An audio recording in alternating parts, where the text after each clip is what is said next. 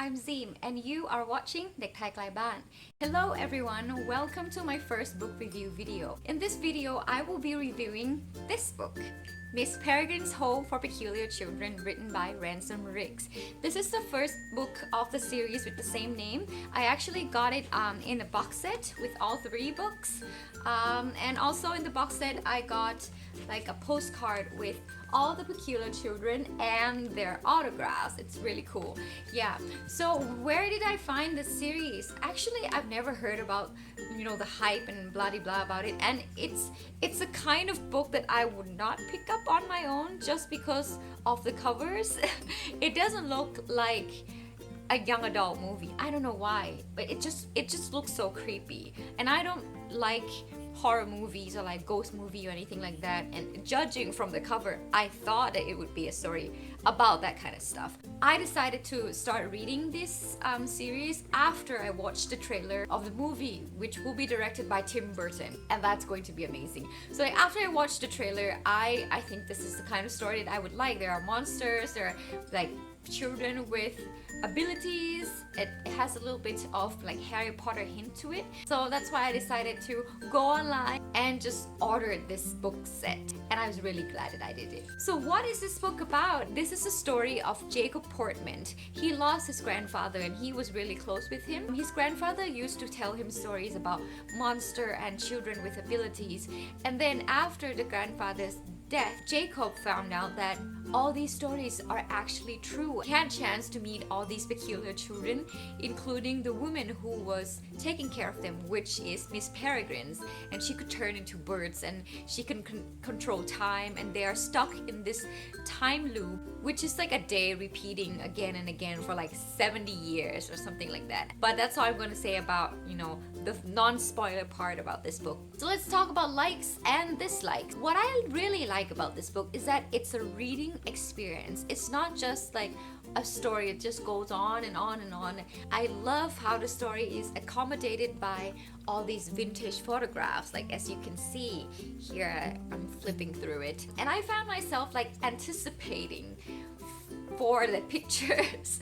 It's really weird because usually like when you read Harry Potter and stuff, like you want to imagine all these things that the author described in the book, but it just helped a lot, and it's so intriguing to see all these pictures, and they are real pictures. I think with an exception of like some pictures are for the characters, some are for the scenes that are happening in the book, some are just like letters and pictures that they mention in the book. Like, I really love this idea, and for someone who loves photography and fantasy novels, this is like the best of both worlds come true together. This is so powerful. Like, seriously, you guys need to check this out. And I really want to know what the writing process would be like did he start with the pictures first and then tie the story around the picture, or did he just write it out and then change the details here and there once he found some cool pictures?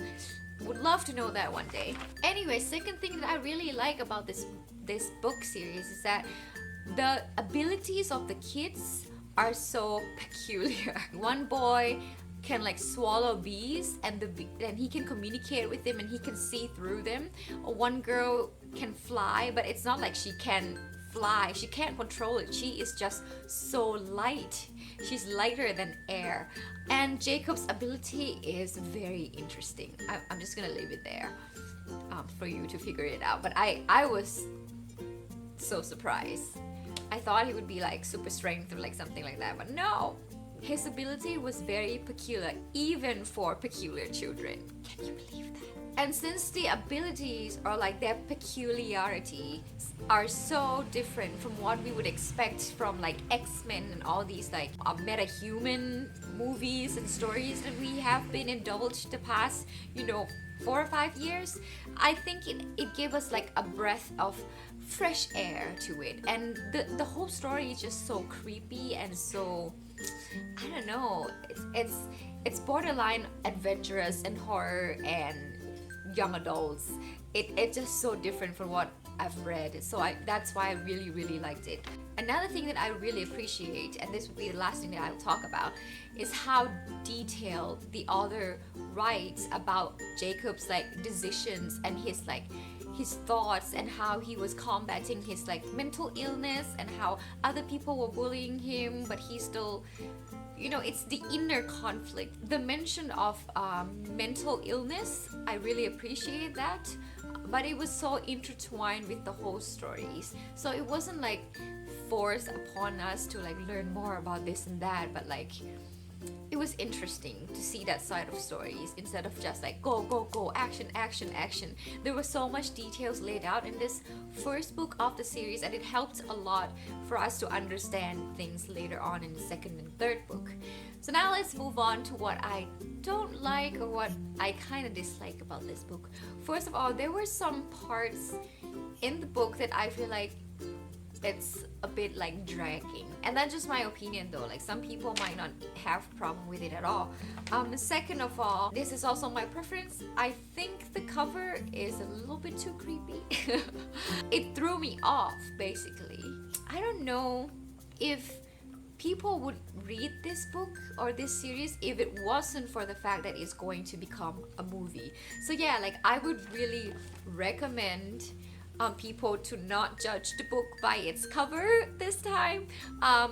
If you love monster, if you love Harry Potter, or like the Hunger Games even, something that's adventurous and like hero like for the young kids, I think you would really appreciate this series. I would give it 4.5 out of 5, just because they're not that much like actions going on in the book.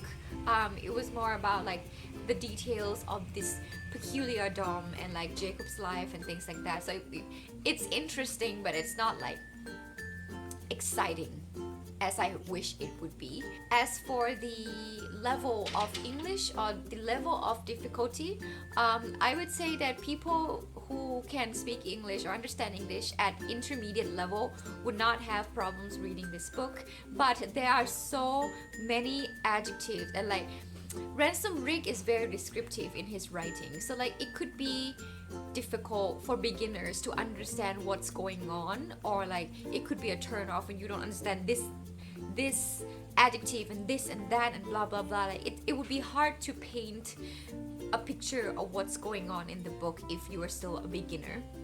I will put like a picture of maybe 1 or 2 paragraphs of this book, and you can decide for yourself whether you are at the level that you would be enjoying this book or not. And last but not least, question of the day.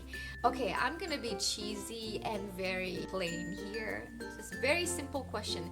If you found out that you are one of those peculiar children, what would be your peculiarity?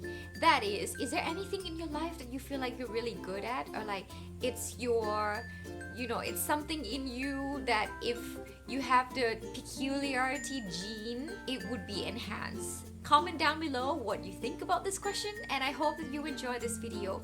Thanks for watching. Bye!